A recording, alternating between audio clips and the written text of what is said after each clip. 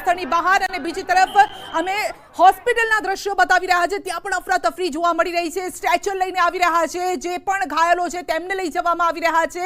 આપ જોઈ શકો છો કે બનિયાનમાં કેટલાક લોકો જોવા મળી રહ્યા છે અને સ્ટ્રેચરથી સીધા જ તેમને ફર્સ્ટ એડ તેમને આપવામાં આવી રહ્યું છે કે જે પણ ઘાયલો છે તેમને તુરંત સારવાર આપવામાં આવી રહી છે। આપ જોઈ શકો છો કે સ્ટ્રેચર પણ સતત ત્યાંથી અવરજવર કરી રહ્યા છે। ગુસ્સેલ એરપોર્ટ પર વિમાનની આ દુર્ઘટના અને પેસેન્જર વિમાન હતું એર ઇન્ડિયાનું। કહેવામાં આવી રહ્યું છે કે ઉતરાણ કરતી વખતે એટલે કે ઉતરતી વખતે આ દુર્ઘટના સર્જાઈ છે। જો કે વધુ વિગતો અમે લેવાનો પ્રયત્ન કરી રહ્યા છીએ કે એક્ઝેક્ટ કયા સમયે આ દુર્ઘટના સર્જાઈ હતી।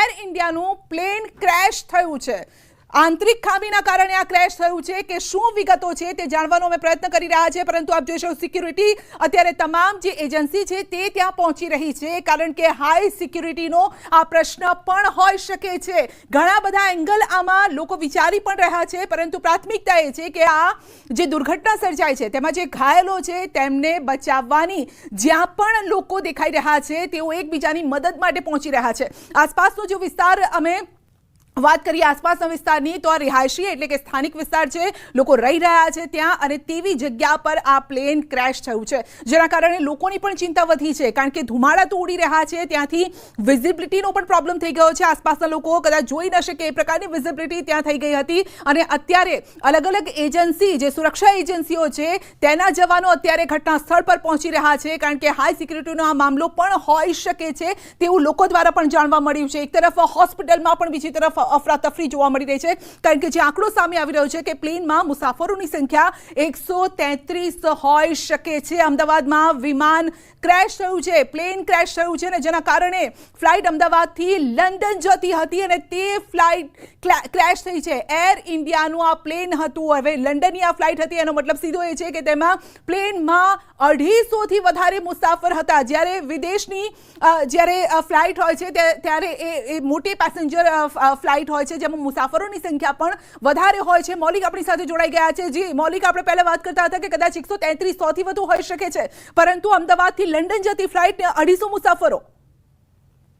સંધ્યા, જે રીતે પ્રાથમિક વિગતો મળી રહી છે કે તેમાં 133 મુસાફરો હોઈ શકે છે, તેની સાથે ક્રૂ મેમ્બરો સહિત અન્ય મુસાફરો પણ હોઈ શકે છે, પરંતુ તેનો આંકડો ધીરે ધીરે વધતો જઈ રહ્યો છે। આ આંકડો હજી પણ વધવાની શક્યતા રહે છે, કારણ કે જે એર ઇન્ડિયાની પેસેન્જર ફ્લાઇટ હતી, આ પેસેન્જર ફ્લાઇટની કેપેસિટી કેટલી હતી, તેની અંદર કેટલા બુકિંગ થયા હતા અને કેટલા લોકો તેમાં સવાર થતા હતા, તેનો આંકડો હજી છે તે સતત બદલાતો રહે છે। પરંતુ મહત્ત્વની વાત એ છે કે જ્યારે પ્લેન ક્રેશ થયું ત્યારે તેની પરિસ્થિતિ કેવા પ્રકારની હતી અને જ્યારે ટેક ઓફ થયું ત્યારે તેની જે જાંચ છે તે કરવામાં આવી હતી કે કેમ, આ તમામ બાબતો જે છે તે પ્રશ્નો ઊભા કરી રહ્યા છે। પરંતુ પ્રાથમિકતા જે છે તે અત્યારે હાલ એ છે કે જે સવાર લોકો હતા જે ક્રેશમાં અત્યારે હાલ માર્યા ગયા છે, તે લોકોને રાહત કામગીરી ચલાવવામાં આવે, તેમને સાથે હોસ્પિટલ દાખલ કરવામાં આવે, જે લોકોના જીવ બચી શકતા હોય તે લોકોને પ્રાથમિકતા રીતે બચાવી અને તેમને સિવિલ હોસ્પિટલમાં અત્યારે હાલ ખસેડવામાં આવી રહ્યા છે। એટલે જેટલા વ્યક્તિઓ જે છે તે આ બાબતની સાક્ષી પુરાવી શકે કે ખરેખર ઘટના કેવી રીતે બનવા પામી હતી, અને અત્યારે હાલ ફાયર બ્રિગેડની ટીમ સાથે સાથે અદાણી એરપોર્ટની જે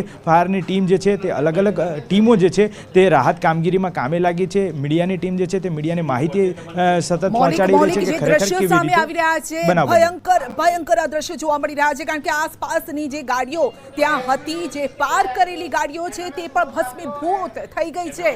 કાળી ડિબાંગ અત્યારે દેખાઈ રહી છે, કારનો કલર નથી દેખાઈ રહ્યો, પરંતુ ધુમાડા હજુ પણ ત્યાં ઉડી રહ્યા છે, અને એનો મતલબ એ છે કે આગ પૂરી રીતે હજુ ત્યાં ઓલવાઈ નથી। ઋત્વિજ આપણી સાથે ઘટના સ્થળે, ભયંકર મંજર છે ઋત્વિજ, જે કાર છે, જે વાહનો છે એ પણ કાળા ડિબાંગ અને વિઝિબિલિટીનો પણ પ્રોબ્લેમ, હજુ પણ ધુમાડો ઉડી રહ્યો છે।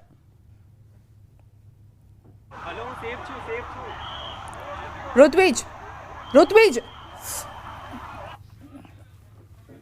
જે દ્રશ્યો આવી રહ્યા છે અમે આપને બતાવી નહીં શકીએ, ત્યાંથી અત્યારે બોડીને બહાર કાઢવામાં આવી રહી છે। આશા રાખીએ કે જે વ્યક્તિ સ્ટ્રેચર પર લઈને આવી રહ્યા હતા, જેને બહાર કાઢવામાં આવી રહ્યા હોય એ જીવિત હોય, પરંતુ જે આ દ્રશ્યો જે છે, જે લોકો અત્યારે ત્યાં જોઈ રહ્યા છે, અમારા સહયોગી ત્યાં પહોંચેલા છે, અને એ જે દ્રશ્યો અમે આપને બતાવી રહ્યા છે તે ખરેખર થોડા ડરામણા જરૂર છે, કારણ કે આસપાસનો આખો વિસ્તાર અત્યારે ધુમાડાથી ભરાઈ ગયો છે। શ્વાસ લેવામાં લોકોને તકલીફો પડી રહી છે, જે દ્રશ્યો અમે આપને બતાવી રહ્યા છે। પ્લેનમાં 250 મુસાફરો સવાર હતા। જી ઋત્વિજ,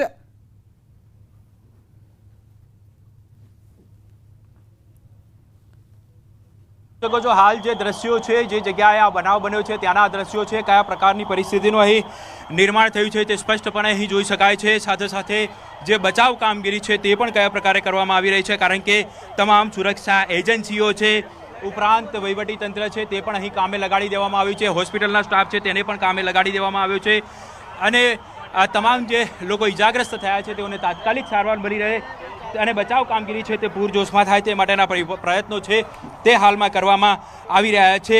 કલેક્ટર, પોલીસ કમિશનર સહિતના જે અધિકારીઓ છે તે હાલ અહીં જોવા મળી રહ્યા છે અને તમામ લોકો છે તે હાલમાં કઈ રીતે બચાવ કામગીરી ઓછામાં ઓછા સમયમાં થાય તે માટેના